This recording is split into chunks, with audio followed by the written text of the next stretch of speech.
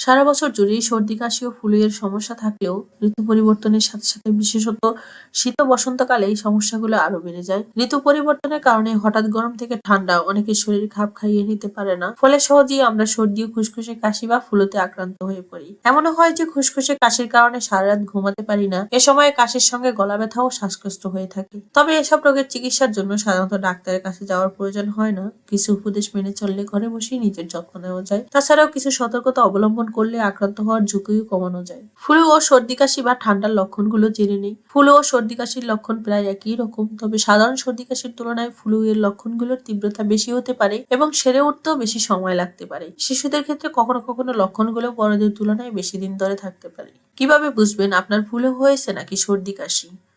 সাধারণ সর্দি কাশি বা ঠান্ডা নানা ধরনের ভাইরাসের কারণে হয়ে থাকে। এর লক্ষণগুলো ধীরে ধীরে প্রকাশ পায়। মূলত নাক ও কান গলার সমস্যা হয়। সাধারণত জ্বর আসে না, দুর্বল ও ক্লান্তি বোধ হয়। অসুস্থ লাগলেও দৈনন্দিন কাজকর্ম চালিয়ে নেওয়া যায়। মাথা ব্যথা খুব কম মানুষের হয়ে থাকে। নাক বন্ধ থাকে অথবা নাক দিয়ে পানি পড়ে। গলা ব্যথা হতে পারে। হাসি কাশি ও বুক ব্যথা তীব্র, মৃদু বা মাঝারি হতে পারে। শরীর কিংবা মাংসপেশিতে ব্যথা, মুখের চারদিকে চাপ চাপ লাগা, স্বাদ ও গন্ধ না পাওয়া। সাধারণত কোনো স্বাস্থ্য জটিলতা সৃষ্টি হয় না। ইনফ্লুয়েঞ্জা ভাইরাসের কারণে ফ্লু হয়ে থাকে। লক্ষণগুলো কয়েক ঘন্টার মধ্যেই হঠাৎ করে দেখা দেয়। নাক ও গলার পাশাপাশি শরীরের অন্যান্য অঙ্গ আক্রান্ত হতে পারে। ফ্লু এর অন্যতম বিশেষ লক্ষণ হলো জ্বর। শরীর কাঁপুনি দিয়ে জ্বর আসতে পারে এবং 3 থেকে 4 দিন পর্যন্ত জ্বর থাকতে পারে। তবে জ্বর ছাড়াও ফ্লু হতে পারে। এ সময় অত্যন্ত ক্লান্ত লাগে, এতটাই অসুস্থ বোধ হয় যে স্বাভাবিক কাজকর্ম চালিয়ে যাওয়া সম্ভব হয় না। মাথা ব্যথা হয়, হাসি, নাক বন্ধ থাকা অথবা নাক দিয়ে পানি পড়তে পারে। কখনো কখনো গলা ব্যথা হতে পারে। সাধারণত শুকনো কাশি হয়। এসব লক্ষণ তীব্র আকার ধারণ করতে পারে। শরীর কিংবা মাংসপেশিতে ব্যথা, ঘুমের সমস্যা, ক্ষুধা কমে যাওয়া, পেটের সমস্যা যেমন ডায়রিয়া, পেট ব্যথা, বমি বমি ভাব ও বমি হওয়া। কিছু ক্ষেত্রে মারাত্মক স্বাস্থ্য জটিলতা সৃষ্টি হতে পারে। এছাড়াও ফ্লুতে শিশুদের ক্ষেত্রে জ্বরের পাশাপাশি ডায়রিয়া ও বমির সমস্যা দেখা যায়। সেই সাথে শিশুর কানও ব্যথা হতে পারে। ফ্লু ও সর্দির সাধারণ চিকিৎসা। কারণ ও লক্ষণে পার্থক্য থাকলেও ফ্লু ও সাধারণ সর্দির চিকিৎসার প্রায় একই। ঘরোয়া চিকিৎসা। সর্দি কাশি ও ঋতু পরিবর্তনের জ্বর থেকে মুক্তি পেতে এলাচ খেতে পারেন। এলাচে রয়েছে অ্যান্টিঅক্সিডেন্ট এবং এটা জীবাণুনাশক হিসাবেও কাজ করে থাকে। গলা ব্যথা এবং শুকনো কাশি হলে তা নিরাময়ে এলাচ খেতে পারেন। এজন্য 1 কাপ পরিমাণ পানি নিন। পানি হালকা গরম হলে তাতে মধু এবং বেশ কয়েকটি ছোট ছোট এলাচ দিন। ফুটে গেলে এলাচ ছেঁকে নিয়ে ওই পানি পান করতে পারেন। ঠান্ডা ও শুকনো কাশির সমস্যায় মধু খেতে পারেন। ছোট থেকে বড় সবার জন্যই মধু উপকারী। 1 টেবিল চামচ করে মধু সারাদিনে 3 থেকে 4 বার খেতে পারেন। শুধু মধুও খেতে পারেন, আবার কখনো কখনো হালকা গরম পানি কিংবা চায়ের সঙ্গেও খেতে পারেন। সর্দি কাশি দূর করতে তুলসী পাতার রস খুবই উপকারী। শিশুদের জন্য কয়েকটি তাজা তুলসী পাতার রসের সঙ্গে একটু আদার রস ও মধু মিশিয়ে খাওয়ালে খুব উপকার পাবেন। তুলসী পাতা শুকনো কাশির জন্য খুবই উপকারী। সকালে খালি পেটে 3 থেকে 4টি তুলসী পাতা খেতে পারেন। তাছাড়া তুলসী পাতা ফুটিয়ে চা তৈরি করে পান করতে পারেন। নিয়মিত দিনে 3 থেকে 4 বার আদা দিয়ে পানি ফুটিয়ে সেই পানি ছেঁকে নিন। এরপর লবণ মিশিয়ে কুলকুচি করুন। গলায় খুশখুশে ভাব দূর করতে আদা চাও খেতে পারেন। বিশ্রাম নিন ও পর্যাপ্ত পরিমাণে ঘুমান। শরীর উষ্ণ রাখুন। প্রচুর পরিমাণে পানি পান করুন। পানির পাশাপাশি তরল খাবারও উপকারী, যেমন ফলের জুস, চিরা পানি, ডাবের পানি, স্যুপ ইত্যাদি। পানি শূন্যতা এড়াতে এমন পরিমাণে তরল খাওয়া উচিত যেন প্রস্রাবের রং স্বচ্ছ অথবা হালকা হলুদ হয়। গলা ব্যথা উপশমের জন্য সামান্য লবণ মিশিয়ে কুসুম গরম পানি দিয়ে গড়গড়া করুন। তবে ছোট শিশুরা ঠিকমতো গড়গড়া করতে পারে না বলে তাদের ক্ষেত্রে এই পরামর্শ প্রযোজ্য নয়। ফ্লু ও সর্দি কাশির ঔষধ। সাধারণ সর্দি কাশি সাধারণত কোনো ওষুধ ছাড়াই 7 থেকে 10 দিনের মধ্যে সেরে যায়। ফ্লুও সাধারণত 2 সপ্তাহের মধ্যে আপনা আপনি ঠিক হয়ে যায়। তবে লক্ষণ উপশমের জন্য কিছু ওষুধ ব্যবহার করা যেতে পারে, যেমন প্যারাসিটামল। জ্বর ও ব্যথার জন্য প্যারাসিটামল সেবন করতে পারেন। তবে প্যারাসিটামল সেবন চলাকালে অন্য কোনো ব্যথার ওষুধ, কফ সিরাপ অথবা সর্দি কাশির হার্বাল ওষুধ সেবনের বিষয়ে সতর্ক থাকতে হবে।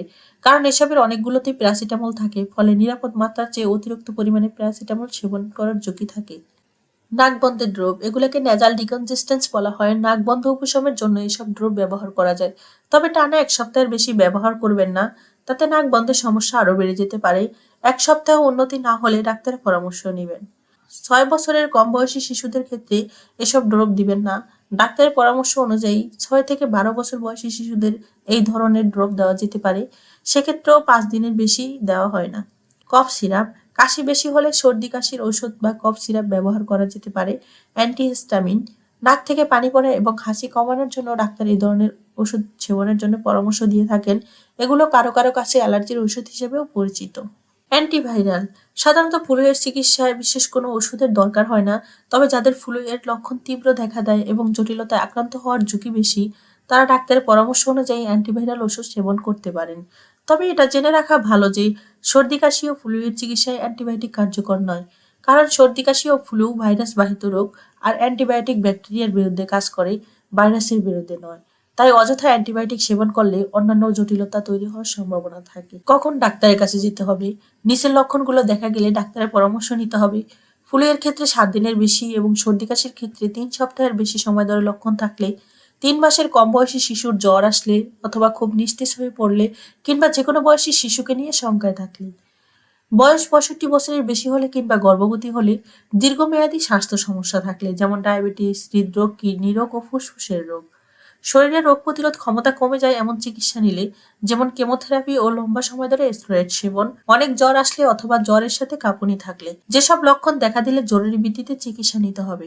শিশুদের ক্ষেত্রে খিঁচুনি, ঠোঁট ও মুখ নীল হয়ে যাওয়া, পানি শূন্যতা এর কিছু লক্ষণ হলো 8 ঘন্টায় একবারও প্রস্রাব না হওয়া, মুখ শুকিয়ে যায় এবং কান্না করলে চোখে পানি না আসা, ছোট শিশুদের মাথার সামনের দিক বসে যেতে পারে, সজাগ অবস্থায়ও পুরোপুরি সচেতন না থাকা এবং অন্যদের সাথে না মিশা, শ্বাস প্রশ্বাসের সাথে পাঁজরের হাড় ভিতরে ঢুকে যাওয়া, বুকে ব্যথা, মাংসপেশিতে তীব্র ব্যথা, ব্যথা এতটাই তীব্র হয় যে শিশু হাঁটাচলা করতে চায় না, জ্বর 104°F উপরে চলে যাওয়া, প্রাপ্তবয়স্কদের ক্ষেত্রে শ্বাসকষ্ট, বুকে অথবা তলপেটে ক্রমাগত ব্যথা অথবা চাপ লাগা, মাথা ঘোরানো, বিভ্রান্তি ও ঝিমুনি, খিঁচুনি, প্রস্রাব না হওয়া, মাংসপেশিতে তীব্র ব্যথা, প্রচন্ড দুর্বলতা ও অস্থিরতা, কাশির সাথে রক্ত যাওয়া। এছাড়া দীর্ঘমেয়াদী অন্যান্য রোগের লক্ষণ বেড়ে গেলে, জ্বর কাশি কিছুটা কমার পরে আবার ফিরে আসলে অথবা হঠাৎ করে লক্ষণগুলো বেড়ে গেলে রোগীকে দ্রুত হাসপাতালে নিতে হবে। ফ্লু ও সাধারণ সর্দি কাশির প্রতিরোধের উপায়।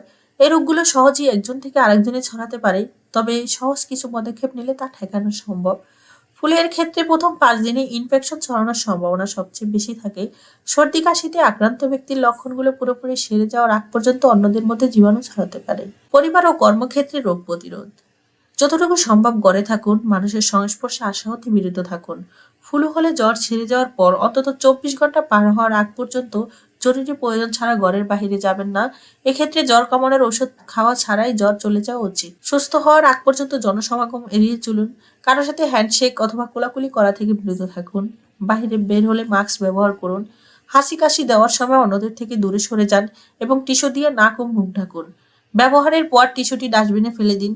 হাতের কাছে টিস্যু না থাকলে কোনো ফাঁকে হাসি কাশি দিন। হাসি কাশি দিয়ে সাথে সাথে হাত ধুয়ে ফেলুন। দরজার হাতল, মোবাইল ফোন, শিশুদের খেলনার মতো দৈনন্দিন ব্যবহার্য জিনিসগুলো কিছুক্ষণ পর পর জীবাণুমুক্ত করুন। বারবার সাবান পানি দিয়ে হাত ধোয়ার অভ্যাস করুন। ফ্লু ও সর্দি কাশি থেকে সুরক্ষা। ফ্লু ও সর্দি কাশি রোগে আক্রান্ত হওয়া থেকে বাঁচতে কিছু উপায় অবলম্বন করতে পারেন। নিয়মিত কুসুম গরম পানি ও সাবান দিয়ে অন্তত 20 সেকেন্ড ধরে ভালোভাবে হাত ধোয়ার অভ্যাস করতে হবে। যদি পানি সাবান হাতের কাছে না পাওয়া যায় তাহলে অ্যালকোহল জাতীয় হ্যান্ড স্যানিটাইজার দিয়ে হাত পরিষ্কার করতে পারেন। অপরিষ্কার হাতে চোখ, নাক ও মুখ স্পর্শ করা থেকে বিরত থাকতে হবে, না হলে ভাইরাস শরীরে ঢুকে ইনফেকশন করতে পারে। অসুস্থ মানুষের সংস্পর্শ যতটা সম্ভব এড়িয়ে চলতে হবে। তাদের ব্যবহৃত জিনিস ও বাসনপত্র ব্যবহার করা থেকে বিরত থাকতে হবে। ব্যায়াম করতে পারেন। সাধারণ সর্দি কাশির কার্যকর কোনো ভ্যাকসিন নেই, তবে নিয়মিত ফ্লু এর ভ্যাকসিন নেওয়ার মাধ্যমে ফ্লু রোগটি প্রতিরোধ করা যায়। প্রয়োজন বোধে চিকিৎসকের পরামর্শ অনুযায়ী ফ্লু ভ্যাকসিন নিতে পারেন। রোগ পরবর্তী জটিলতা। সর্দি কাশি সাধারণত 7 থেকে 10 দিনের মধ্যে সেরে যায়। তবে যাদের রোগ প্রতিরোধ ক্ষমতা কম কিংবা অ্যাজমার মতো শ্বাস প্রশ্বাসের রোগ আছে, তাদের সাধারণত সর্দি কাশি থেকে নিউমোনিয়ার মতো জটিলতায় ভোগার সম্ভাবনা থাকে। অন্যদিকে ফ্লু বেশিরভাগ ক্ষেত্রেই 2 সপ্তাহের মধ্যে সেরে যায়, তবে কারো কারো ক্ষেত্রে নিউমোনিয়া সহ নানান জটিলতা হতে পারে। এমন কিছু জটিলতা থেকে মৃত্যু পর্যন্ত হতে পারে। ফ্লু এর জটিলতার মধ্যে রয়েছে নিউমোনিয়া, সাইনোসাইটিস, কানের ইনফেকশন, হার্টের প্রদাহ বা মায়োকার্ডাইটিস, ব্রেনের প্রদাহ বা এনকেফালাইটিস, মাংসপেশির প্রদাহ, ফুসফুস ও কিডনির মতো একাধিক অঙ্গের কাজ মারাত্মকভাবে বাধাগ্রস্ত হওয়া, গুরুতর ইনফেকশন থেকে শরীরে সেপসিস নামক জীবনঘাতী প্রতিক্রিয়া তৈরি হওয়া। এছাড়া দীর্ঘমেয়াদী রোগে আক্রান্ত ব্যক্তিদের ফ্লু হলে সেটি রোগের তীব্রতা বাড়িয়ে দিতে পারে, যেমন অ্যাজমা বা হাঁপানি রোগীদের অ্যাজমা অ্যাটাক হতে পারে এবং হার্টের রোগীদের অবস্থার অবনতি হতে পারে, যাদের জন্য ফ্লু বেশি ঝুঁকিপূর্ণ। যে কেউ ফ্লুতে আক্রান্ত হতে পারেন এবং ফ্লু সংক্রান্ত জটিলতায় ভুগতে পারেন। তবে কিছু মানুষের ক্ষেত্রে ফ্লু হওয়ার পর ভোগার সম্ভাবনা বেশি, যেমন 65 বছরের ও তদুর্ধ্ববয়সী ব্যক্তি, গর্ভবতী নারী, 5 বছরের কম বয়সী শিশু, ইতিমধ্যে কোনো রোগে ভুগিয়েছেন এমন কোনো ব্যক্তি। এমন হলে চিকিৎসকের পরামর্শে ফ্লু এর ভ্যাকসিন নিতে পারেন আর ফ্লু থেকে বাঁচার উপায়গুলো মেনে চলবেন। ভিডিওটি সকলের মাঝে শেয়ার করে স্বাস্থ্য সচেতনতা বৃদ্ধিতে আপনিও অবদান রাখুন। সকলের সুস্থতা কামনায় আজকে এখানেই শেষ করছি। দেখা হবে পরবর্তীতে কোনো ভিডিওতে অন্য কোনো রোগ নিয়ে। সে পর্যন্ত সকলেই ভালো থাকুন, সুস্থ থাকুন। আল্লাহ হাফেজ।